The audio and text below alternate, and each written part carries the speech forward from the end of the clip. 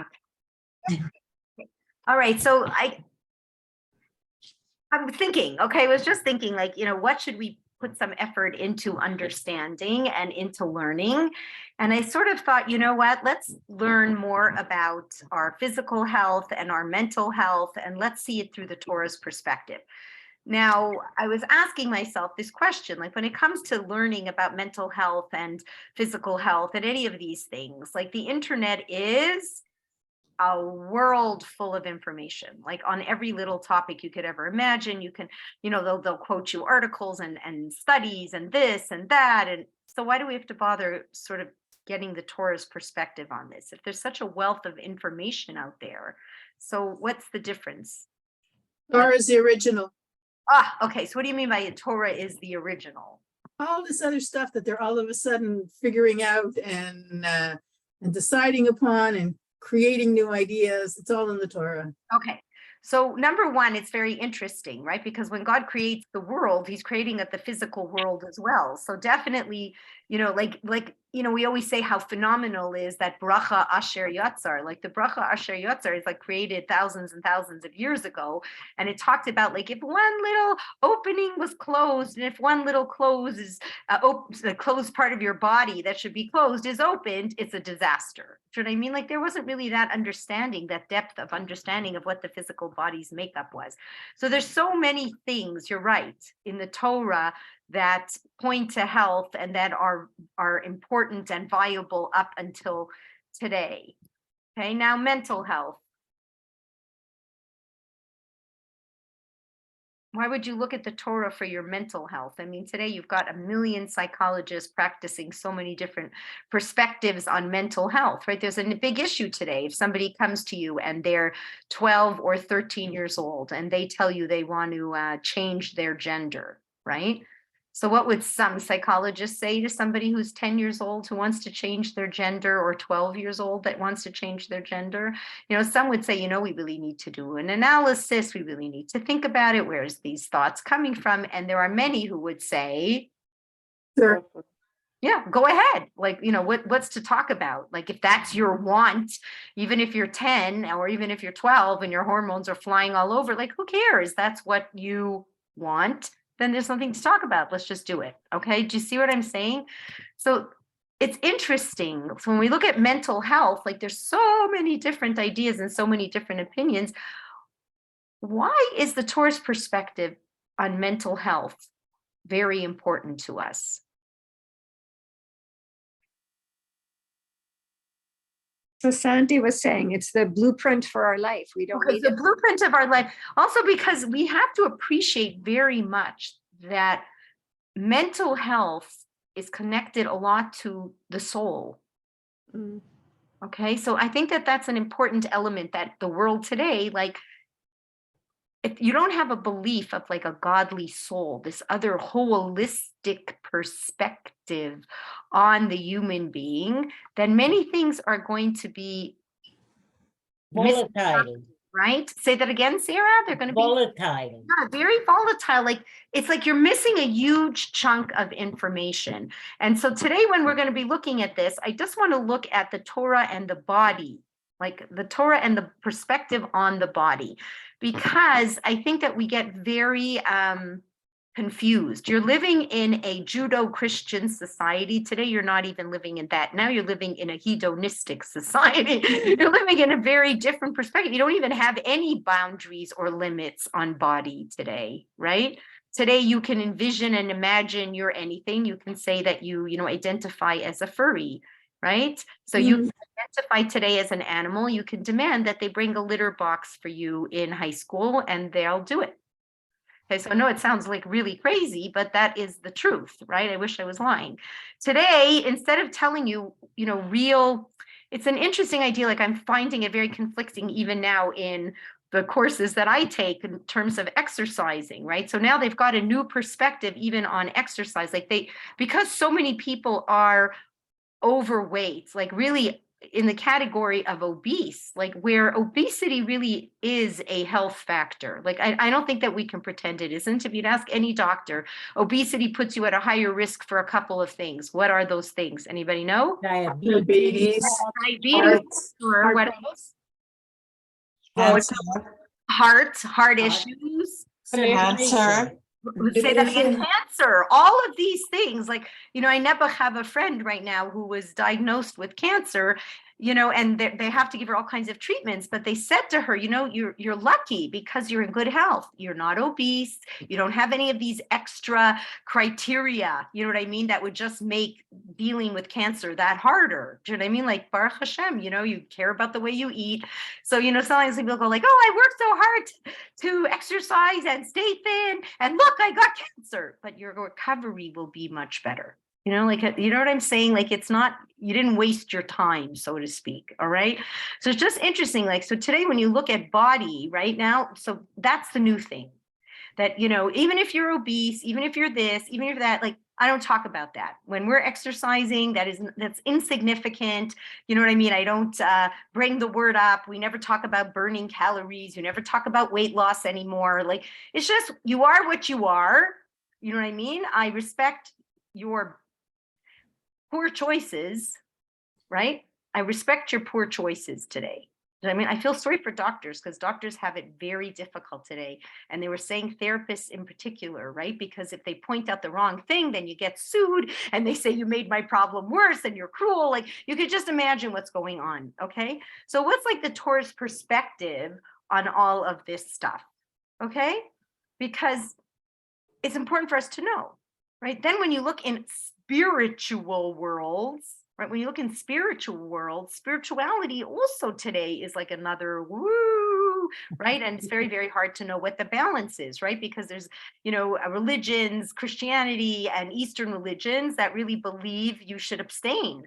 You should abstain from food, you should abstain from sex, you should live on a mountain, you should be a monk cloistered somewhere. And in Judaism, you have it very hard. The Torah tells you, oh no, you should live with your body, but within limits.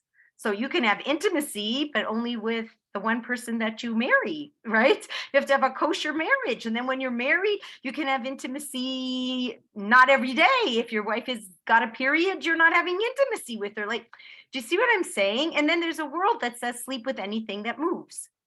Like, I'm being real. So like, you are in a very interesting period in history. Like, it's very confusing right now. What is healthy mental health? What is healthy spiritual health? And what is healthy physical health, right?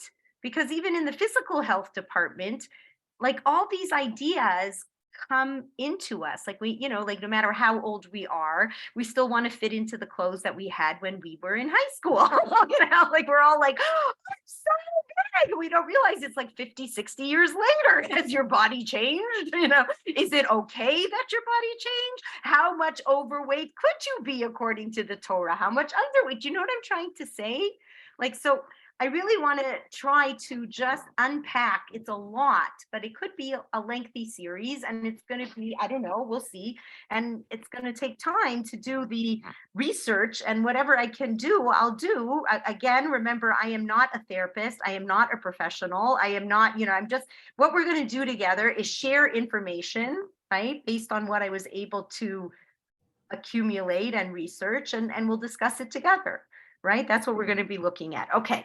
So let's just take a look. So, when we look at the body, how does the Torah look at the body? the casing, an outer casing for the soul. Okay, beautiful. An outer casing for the soul. So it's something like, you borrowed. yeah, something you borrowed. Oh boy, that was a big one. Something you borrowed, otherwise something that was lent to you. Hashem lends you your body, actually lends you your soul, okay? He lends you the whole total package. Through your choices, you're going to make it your personal package. But you're right, it's something that's lent to you. You're right that it's a casing for the soul. Now, if it's a casing for the soul, is it important or not? Yes. Okay, so Of course why? it is. Why? So Sarah, why is it so important? because it reflects or improves or degrades the soul. Oh, okay, that was a very interesting idea. Okay, so it reflects, it improves or degrades the soul. Okay, how? How can the body improve the soul? I'm asking you sincerely. As they say, the birds of a feather flock together. If you Meaning, behave in a certain way, you reflect your inner beauty or ugliness. okay. So in other words, like, And yeah, so in other words, when the soul is encased in the body, it's encased in the body for a purpose. That's what you're saying. It's encased in the body for a To purpose. do mitzvahs. Ah, that's exactly what the Torah says. Like the body must be a pretty important tool. Like it's got to be very important because I can think from here till tomorrow, but if I don't have my body and I don't have my brain in the right place and it isn't healthy and I don't have my arms and my legs and my ligaments, I have a very, very hard time actualizing any of these mitzvahs, right? Like I'm not learning Torah just for the sake of accumulating information, right? It's supposed to be transforming me physically, spiritually, emotionally. And the way you're going to see that is through the actions that I do with my body. So therefore, the Torah has a very special mitzvahs, and nobody know what the mitzvah is when it comes to the body. The mitzvah is V'shamartem me'od es nafshem. Okay, v'shmartem ma'od es nafshechem. So let's break it down. What does shamartem mean? Take care of. Yeah, like, on Shamor. Shabbos, what does it say? We have to shamor v'zachor. We have to remember and we have to watch. So another word for watch is guard. Okay, so if you have to guard something, what are you doing? What are you doing when you guard something? you have a responsibility Okay, you have a responsibility to do what? When to you're make guarding. sure that that object is kept safe. Okay, so make sure that that object is kept safe. So then we have to take a look at our body, right? And we have to understand, what does that mean to make sure that that object is kept safe? So that's going to be on many levels. Okay, so that's what I want you to know. Torah is going to address every level. So it says, I want to keep my body safe. So I'm going to want to keep my body safe emotionally, spiritually, and physically. Okay, so let's say, for instance, I was talking to somebody, like sometimes people can break out in a rash. People will break out in a rash. They'll develop stomach problems. They'll develop headaches. And sometimes, where is it really coming from? Stress. Yeah, it's coming from stress. So then the Torah is going to address stress. The Torah is going to have to tell us, how do we stay emotionally well so that this body of ours is physically well, right? And capable, right? How about the body spiritually? This is an interesting one. How does the Torah tell you guard the body spiritually? Follow the instructions of the Torah. Okay. So for instance, if I had to guard the body spiritually, I'd be careful what I put in my mouth. So what wouldn't I put in my mouth? Non-kosher. Yes, I wouldn't put tray food in. Okay, I have to guard my body spiritually. Another way to guard your body spiritually, I wouldn't be looking at the things I shouldn't be looking at. Okay, if I'm looking at the things that I shouldn't be looking at, I'm getting into big trouble. Touching things I shouldn't be touching, like, using any of your, right? These are all ways that you're going to have to Vishamartem. Now, what's the interesting part? It says Vishamartem me'od es nafshechem. Be very careful. Me'od, very much, right? So that's interesting, because where do you see the word ma'od? You don't see it very rare. It's very rare. You don't say shmar. It doesn't say watch Shabbos ma'od. Don't talk lashon hara ma'od. But here in particular, Hashem's putting a really big emphasis on be very careful and guard that body a lot. So why do you think so? Like when God created man, he said he was happy. He created him ma'od. Wasn't that when he said? What do you Oh, know? no, He you're created thinking the Lord. He said he created Shabbos, and Shabbos was. No, but he doesn't. He doesn't say the word ma'od. He only uses it here. So I'm asking you, why do you think of all things he would use it here? Like, be super careful with your body. Okay, so Talia. Perhaps because it's so hard to take care of your body. Ah, okay. Okay, number one, Talia is right. I mean, the body has urges that go in the complete opposite direction of the soul. Like your body, if you left it to its own device, if you do not control your body, then what would happen to it? Like, let's be honest. You'd eat and drink yourself to death. You Right. destroy it. You would destroy it. You'd eat and drink yourself to death. And it's the truth. Like, if you look around, right? And don't forget sleep. Yes, all these things. Like, we're going to go through all this. We have to go through this because you're living in a society where things are very different today. Okay, so ma'od, because you better be careful because there are a lot of temptations, and incredibly in the generation that you're living in right now. The Okay, Yetzirah is very, very strong. very strong. And it comes at you in all different In directions. all different areas. Like let's think about it now for a minute. Reality. Okay, let's go back. Even go back from 100 years ago. All right. So today, exercise. It's not built into your day whatsoever. Like, to be really honest, I remember I was training someone who was a judge. She told me, like, she had very bad hip flexors. Her hips were really in bad shape. You know why? Because she rode in the car for 1 hour to work. She was a judge. You park right where the elevator is. She has a special elevator that took her right into her office. She sat behind the computer all the hours. Then she went back down the elevator into the car, drove for another hour to get home, ate dinner, sat in front of the television, and went to sleep. And that was her day. And I have a feeling that's many people's days. Like, I don't think that that's so unusual, right? And so, like, what do you do? Okay, so I'm going to give myself some exercise. I'll park 5 cars away. I'll take 1 flight of stairs in the whole day. Like, you know what I'm saying? Like, it's so not built in. Now look at the quality of the food, and unfortunately, kosher food the same.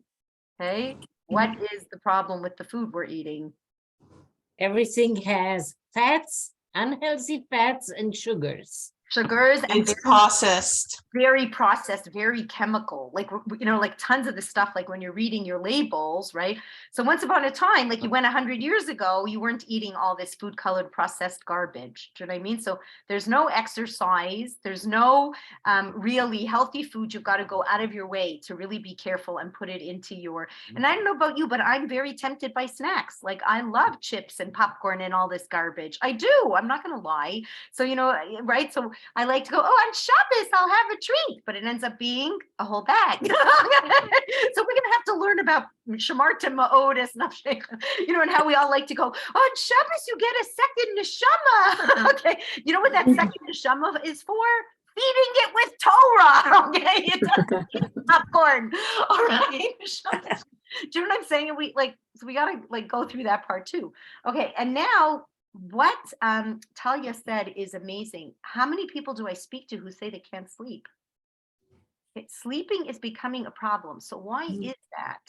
Because once upon a time, there wasn't all this stuff to stay, like New York City, the city that never sleeps, like there's this thing in our mind, like we suffer from FOMO, like we just want to be up all the time, right? And you're on your devices, like they really tell you, like, try not to look at the computers before you have to go to sleep because it wires your brain.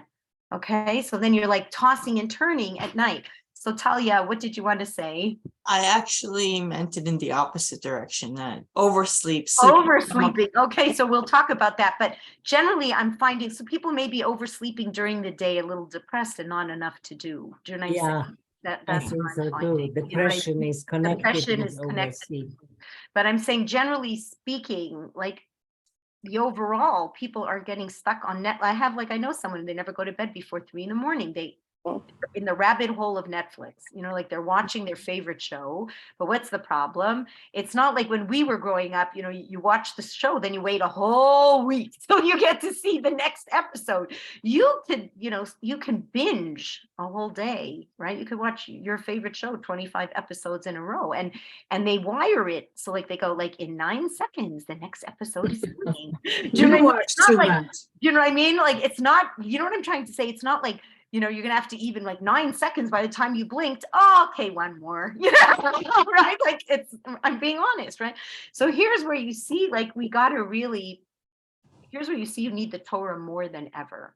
So what I found very interesting is, like, in Chassidus, they said that by the times the Ikvis de Mashiach, we are going to need a healthier body than any other time in history.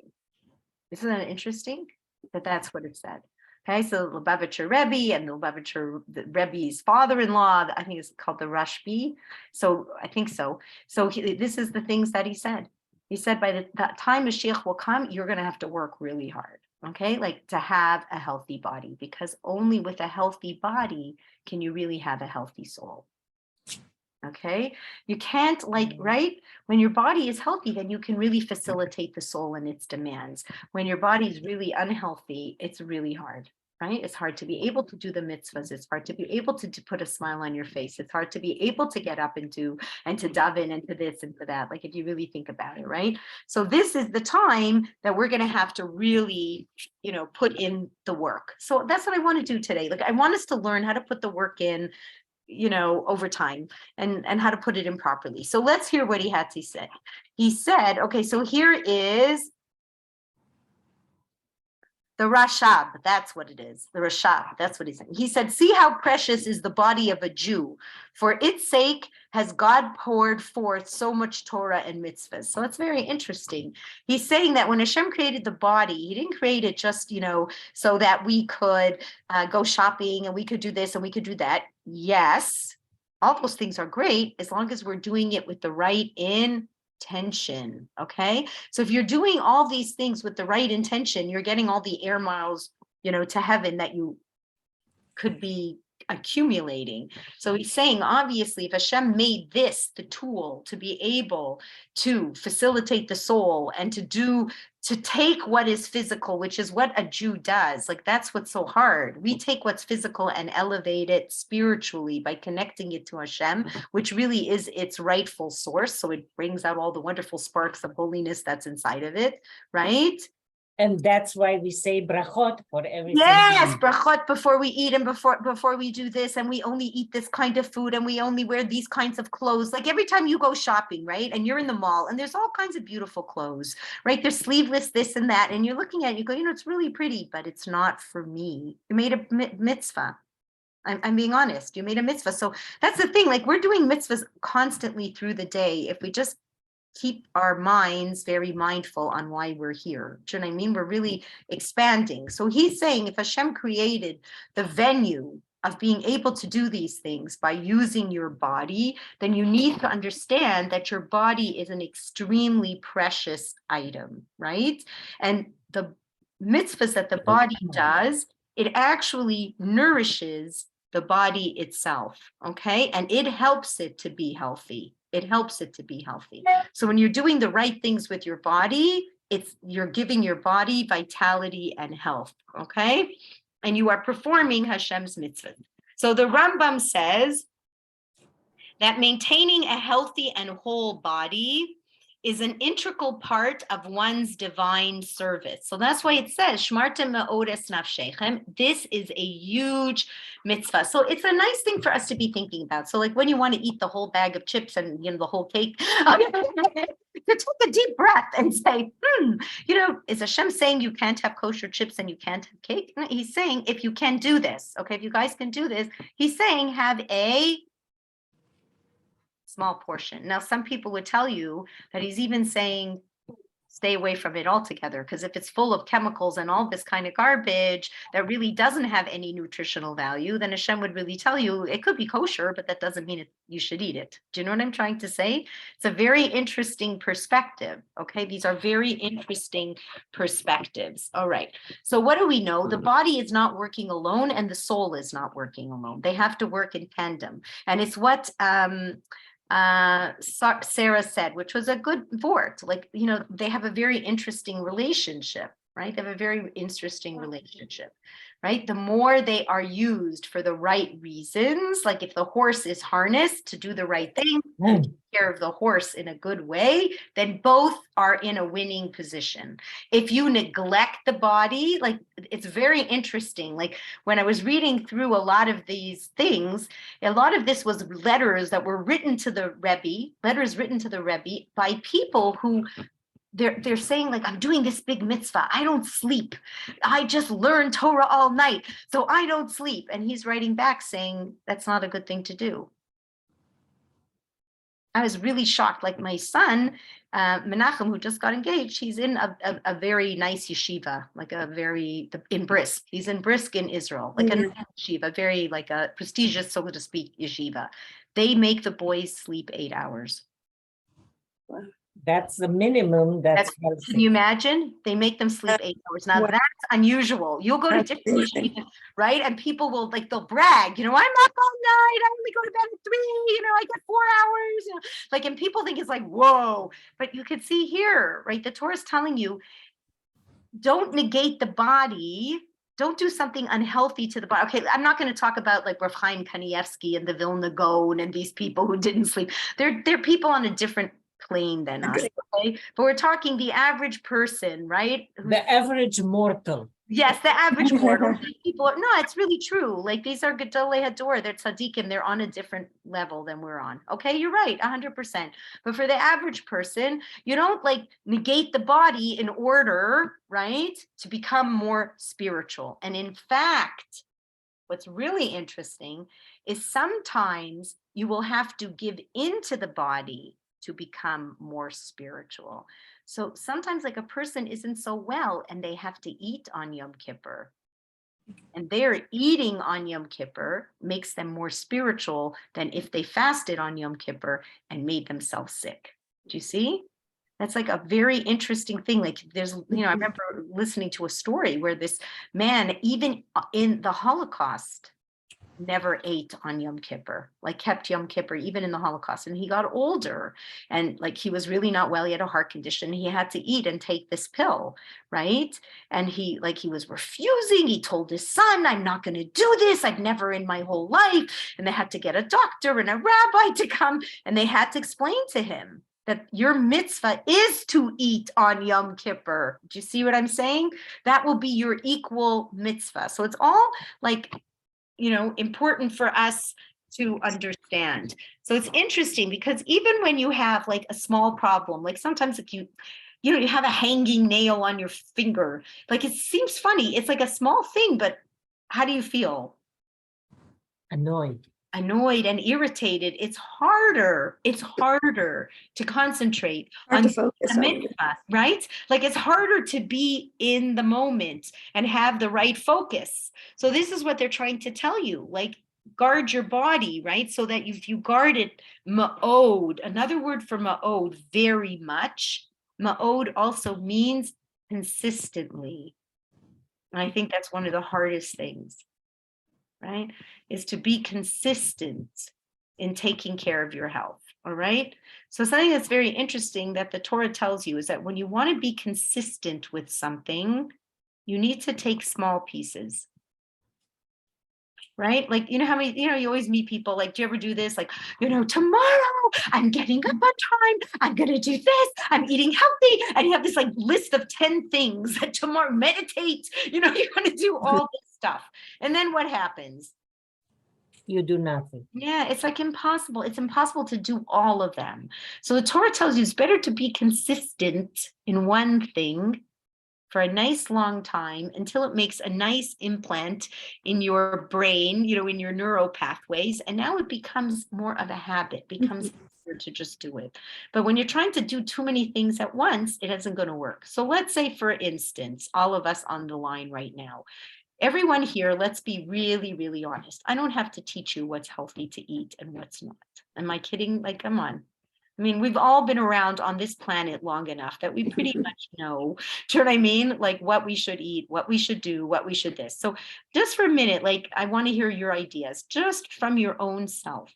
Pick one thing that you would want to share with us that you feel like if you could make this one consistent change, that would be a step in the right direction. Because what's interesting, the Torah tells you not only are you making consistent changes in your physical body, but even if you want to make changes in your spirituality, the Torah tells you do not try these like big giant leaps, because and I saw that even when you work in kiruv, when you work in educating people who didn't know that much about their Judaism, the ones who jump in, like I'm going to do everything now, they usually jump right back out.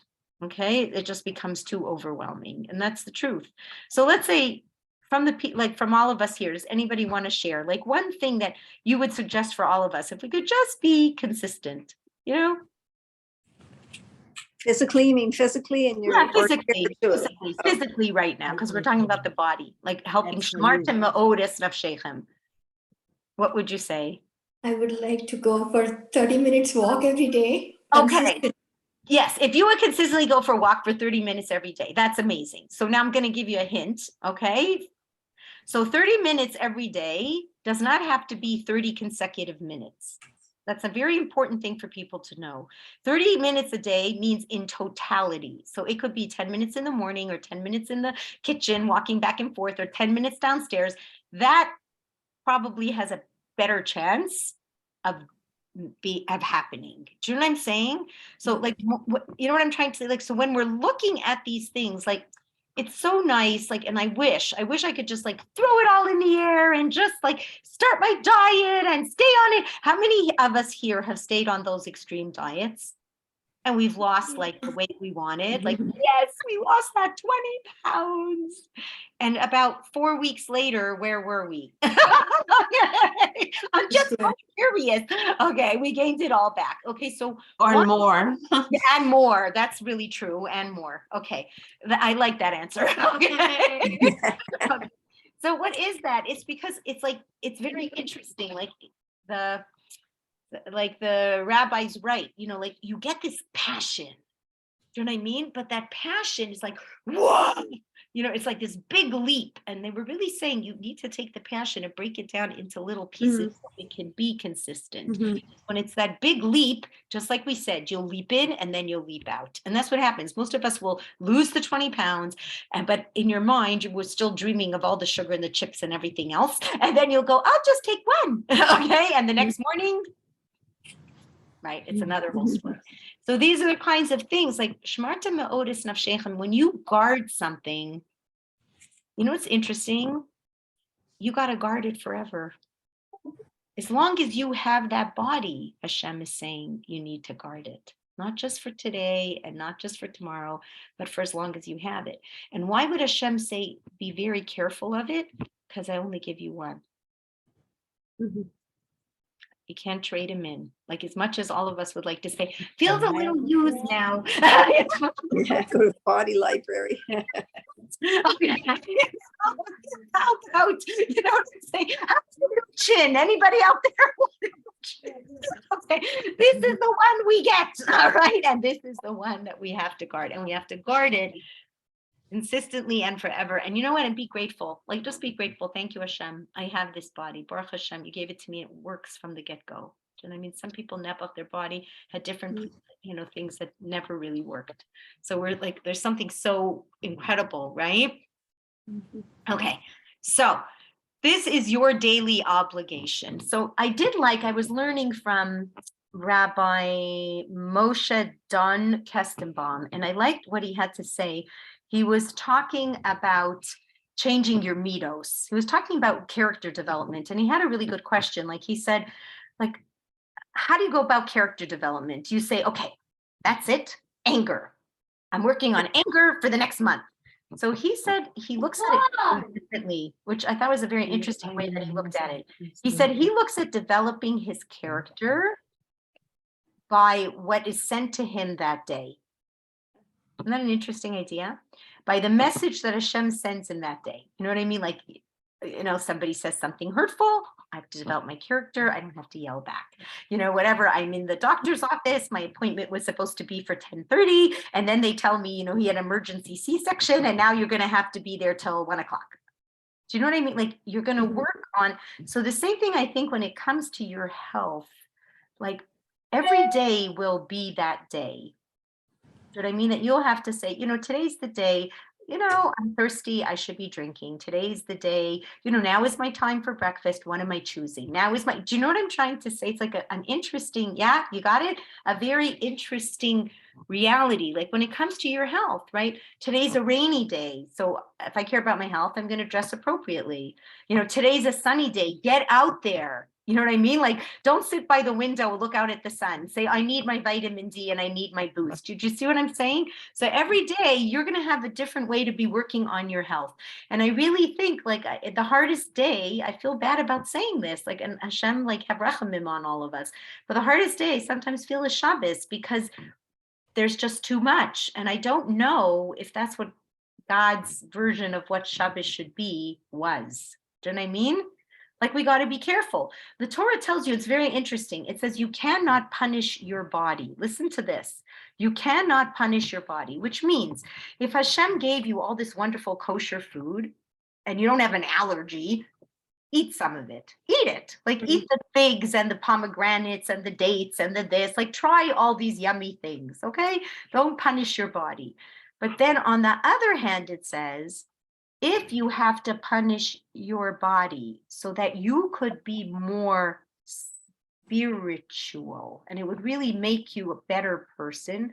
So for instance, if chas v'shalom, you're an addict and you drink wine, and when you drink wine, what happens to you? You get You get drunk. You get tipsy, and when you're drunk, what happens to you? You say the wrong things. You say the wrong things, you do the wrong things, you can't make clear decisions. You Yeah. don't have free will choice.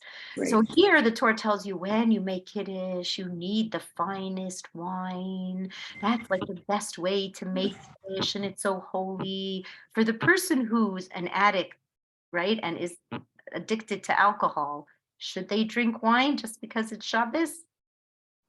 No. Yeah. Their They mitzvah. can drink the finest grape juice. Exactly. And that's their mitzvah. So let's say you come to Shabbos, right? And we say, oh yeah, having the bestest creamy cake and the best this and the best that. But I know what? If I just eat one piece, I'm really going to end up eating 10. 10. Or it's going to trigger me to so many other things. Then your mitzvah of really celebrating Shabbos is to eat an orange instead. Do you see what I'm trying to say? So like some people, Baruch Hashem, like they would eat that one little piece of cake and they would get a lot of hana and they would feel satisfied and wouldn't bother them and it wouldn't trigger them to eat more and more and more and more and more. So you have to be, just like when you're working on your mitos, you have to be very self-aware. So when you are eating and choosing to guard your health, you have to be very self-aware, right? Does that make sense to everybody? Mhm. Yeah. Okay, you have to be very self-aware. So it's not a blanket statement. That's what I'm trying to say, right? So some people, when it comes to Yom Kippur, getting closer to Hashem and they're okay and they're healthy and they're good, then they have to fast. Hashem says that's the formula and that's your mitzvah. For some people, they're so sick, right, that they are at risk, their life is at risk. Then Hashem says, your mitzvah to get close to me and to be spiritual is to eat. For some people, do you see what's going on here? So like some people, the finest wine on Shabbos is great. They take one sip and they have such hana and they bless God. For some people, you don't drink that wine under any circumstances. And your greatest way to serve Hashem is to drink the grape juice. Okay, so everybody has to know, and more than know, they have to be honest with themselves. Okay, I think that's the hard part, is to really be honest, right, with yourself to understand. Okay, so here, let me just see what we're doing here. So we said it's a daily thing and we have to be consistent. So the Rambam, who's also known as Maimonides, was the giant of his generation in Torah and in ethics and his medical knowledge. Okay, so it far surpassed anybody else during his time. And in fact, he's considered the father of modern medicine. So he wrote, okay, here's what he wrote. To preserve health, all right, one should eat generous quantities of fruits and vegetables. Okay, so let's go back in history and go all the way back into the Rambam's time. Why would he tell everybody that they should eat generous amounts of fruits and vegetables? Because at that time we didn't have protein shake and stuff. Yes. We didn't have all these vitamins and all this other stuff. What is it that fruits and vegetables have? Like, no, I'm being real. They're very nutritionally dense and they're low in calories. Okay. So when you're looking to eat food, you want to eat food that nourishes the body, right? That has the most nutrients inside of it. Like, you know, when you look at the boxes, like that's the hard part. You know, you want to eat those snacks and they'll tell you 100 calories for these little snacks. And you're like, okay, it's only 100 calories. But then when you look at the nutritional value, what's the nutritional value usually? It's low. It's like 2% of one kind of vitamin, you know what I mean? Or It's negative. it's usually net, right? And then when you look at the salt content and you look at the sugar content, right? What's going on here? So it's, yeah, you ate 100 calories, but what nutritional value did you get? Nothing. So let's put it like this. When you are eating food that is not very nutritionally dense, what does it do for you?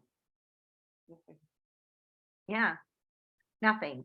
And most of it, if we were really, really honest, when people are making all these processed foods, what's the purpose of the processed food? You're the, you know, you're Kraft, you know, you're the CEO of Kraft, all right? And now you're sitting there, you're making food for the population. You earn at least $1 billion, okay? I'm being real, all right? You're this company, you earn $1 billion. You want to service everybody out there. Why? Make a bottom line. Yes, what's your bottom line? Money. More Yes. money to make the That's better. all. It's only for that. Like you must realize, like all this stuff is never for your well-being.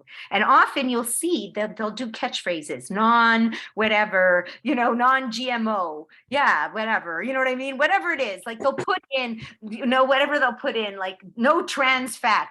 Okay, but nothing else that's of any nutrition. Okay. But they're putting these lines, like these little headings, these little, right, catchphrases. Why do they market it that way? So you'll buy it, right? Because you're looking mentally, you're looking to validate your choice as best as you can, right? You're looking to validate your choice as best as you can. So Hashem's saying, you know, be very smart, guard your choices, guard your body, be careful, because there are people out there who are not trying to feed you nutritionally, you know what I mean? They're trying to take advantage of you. And the same thing I want you to know sometimes with exercise as well. Like if you look at these clubs, like as much as it's amazing and I'm so grateful you're out there and you're exercising, it's great. But always know that the bottom line of every club is to turn a profit. Okay, so there's a lot of sales involved in this kind of stuff. And what they're trying to do is sell you to come. And what they're really davening is you Don't never come. show up. Okay, that's what they want, because they don't even have room for all the clients that they have. Do you know what I mean? So they know statistically there's going to be X amount of people who are going to come in here, but a very small percentage who are going to actually come consistently. Do you know what I'm saying? So we just have to know that. That's why Shem is saying guard. Guard means you're like what I think it was you, Sarah, or Liora, who said guarding or Amita is being responsible. Like, in other words, Hashem, this is a big responsibility Hashem gave us, right? In other words, he said, because guess what? No one else will. Right? No one else is really, you know, like your mommy might try to care when you were younger, and maybe not even like she, you know, instead of looking at it nutritionally, she just looked at it as I want to make you happy, so eat all the ice cream you want. You know what I'm saying? But most of us, right? Like to guard your health, the only one who's really going to guard it for you is you. All right. So that's something else that he's trying to bring out here. So we get this understanding. So he said one way of guarding it is try to eat these the fruits and the vegetables. Now, this is what the Rambam wrote, right? Hundreds and hundreds and hundreds of years ago. He wrote, while reducing consumption of meat, processed food, what was processed food for him was like, you know, when they salted it and they kept it, you know what I mean? Like for a very long time, that's what he meant. White sugar, white flour, fried foods, and salt. Okay, so has things changed? No. So it's the same human body. This is what's interesting. Like, although there's like some kind of evolutionary joke out there, nothing has really ever evolved. All right. And we're still in the same boat. Okay. So we still need to keep the same things. Now, this is what he was talking about exercise. And I like the way he phrases this. He said he was well aware of the benefits of physical exercise as a means of assuring healthy development of the body and mind.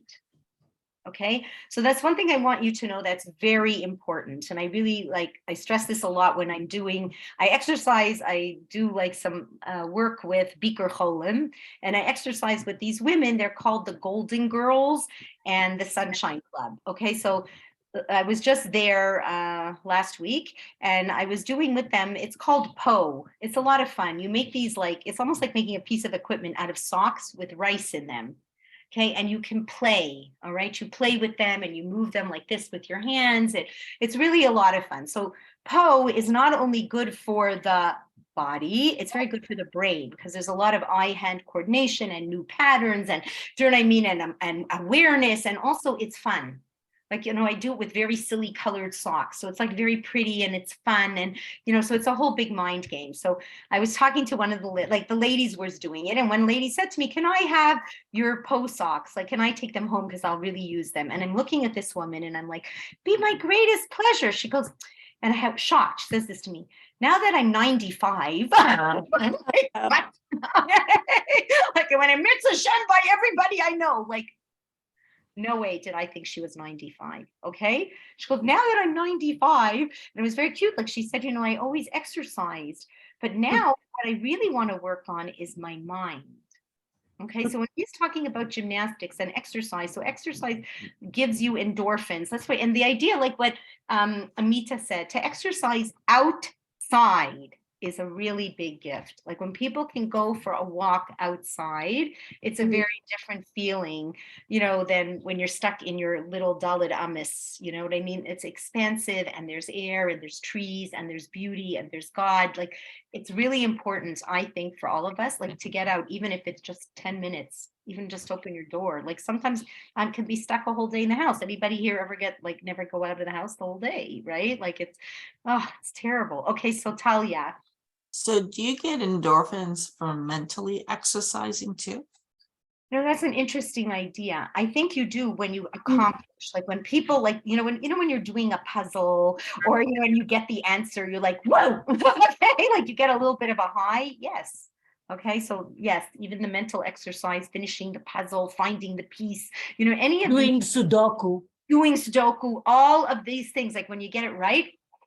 Okay. So it's activity. Like if you look, like Abraham, Hashem says to him, lech, keep on moving, lecha, for your sake, like just growth, emotional growth, spiritual growth, physical growth, all of meeting those challenges, like that's your greatest high in life. There's no doubt about it. Okay. So let's see, what did he say? And it's interesting that he puts this in too. So he said it assuring healthy development of the body and mind. So he said gymnastics combined with proper breathing, which I like, today breathing is such, like, it's so funny. It's like, we don't know how.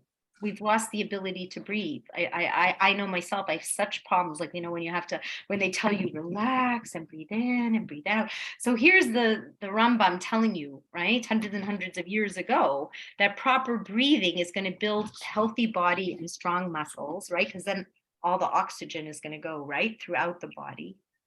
Right? That's going to give us vitality. So it's really an interesting idea. So I'm trying to show you, like the Torah has got it. You know what I mean? It's got it right from the get-go. So he writes, it's not childish games. Like some people think, we have to exercise for it. It's so stupid. I'll just sit on my couch and watch somebody else do it. Okay, so he's saying, no, this is factors in maintaining good health. But what does he say? Never go to extremes. Right? So what is the Rambam's mantra in life? Does anybody know? What's his mantra in life? When it comes to anything, when it comes to eating, comes to exercise, comes to learning. The golden middle way. Yes. Okay. So the Rambam is the golden middle. All right. So he is Tiferes. When want to know what Chesed, Gvura, the perfect combination, Tiferes, harmony, beauty. That's the Rambam's way to live. Now, sometimes he says, which I find interesting, he says sometimes like if you're on one extreme, you sometimes have to go to the other extreme to sort of come to balance. I'm just telling you that that's, one of his thoughts. Okay. So he's saying, if you go too much, right? If you like when people get into the body and into the health and into this and into that, and it's the obsession all day long, then it loses the spiritual reality, right? Because if you live body just for body, right, then soul is neglected and soul is undernourished, right? Because soul isn't really getting its chance to be manifested through chesed and tzedakah and good deeds and etc. Okay, so it's just a very important thing for us to say. Now, this was a very, very interesting story. So the Maggid of Mezrich, okay, he was the Baal Shem Tov's primary student, and he had a son who they called an angel, okay? So the son, had given himself so much over to spirituality that the Maggid of Mezrich was worried about his son. Okay, so there was a time in Jewish history where people would really negate the body. Like people would fast often, they would roll in snow, they would do all kinds. We're not on these levels at all. But even then, the Maggid of Mezrich said to his son, be very careful what you're doing, because a small hole in the body causes a large hole in the soul. Go to such an extreme and you're treating your body almost to a point of neglecting it, then it can become unwell. And a small little part of it becoming unwell will take you down. And when it takes you down, then it will take you down spiritually. So it's just like an interesting, I found that very interesting. Because how sometimes people like they're going to these real extremes. He's saying, be very careful with it. Okay. So then there's an important thought that the Zohar tells us. And it says like this, strength of the soul leads to weakening of the body. Okay. So what are we talking about when we say that? Strength of the soul leads to the weakening of the body. So we have to be really careful when we talk like this, because what are we meaning? We're meaning like this. When you become more soulfully aware, like you live your life more as a soul, then you weaken the lusts of the body. Okay. So like you're more of a, you don't care so much anymore. You know what I mean? Like you don't have to have a wedding the size of who knows what. You don't have to have a diamond the size of this. You're not looking at how many cars you own. You're not, like it's a nice idea. It's not like what we said earlier today. In Judaism, it's not like, what will you do when you grow up? Like, what are you going to be when you grow up? It's who are you going to be when you grow up? Okay. So when you're learning, like you're looking at life from a more spiritual perspective, right? Then your overall perspective is going to be more spiritual and less physical and less body. So that's what he means. Okay. So it's not like, you're going to become more ruchnius and now your body's going to fall apart. No, it's your physical lusts, the part of the body that's drawing you negatively, right? And in fact, the opposite. If you become more spiritually aware, the more you realize how important your body is, the more you want to do mitzvahs, the more you realize the mitzvah, shmarta ma'odes nafshechem, is the number one mitzvah. Right? And every time you brush your teeth and you take a shower and you wash your hair and you wash your face, you are getting that mitzvah. You are getting the air miles to heaven every time you go to sleep. So it's not just, another day to brush my teeth. No, another opportunity. Do you see that? I'm exercising. Yes. Shmarta ma'odes nafshechem. I'm eating my fruit. Shmarta ma'odes nafshechem. Do you see what's going on? That's a really, really nice idea. Okay. Now let me see. Okay, we said that. Very interesting. It's very interesting. It said that you can readily observe that when a person is healthy, he can accomplish so much more in all areas than when he's unhealthy.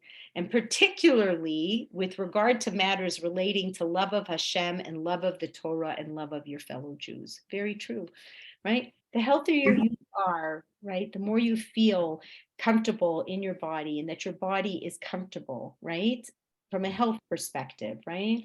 The more you have that, you wake up, you have a headache, you have a this, you have a that, you have a crunk here and a crunk there, and you don't get up, and you sleep in, and you don't take care of yourself, and you eat a bunch of junk food. What kind of mood do you come into? Like, let's be real, right? What kind of mood?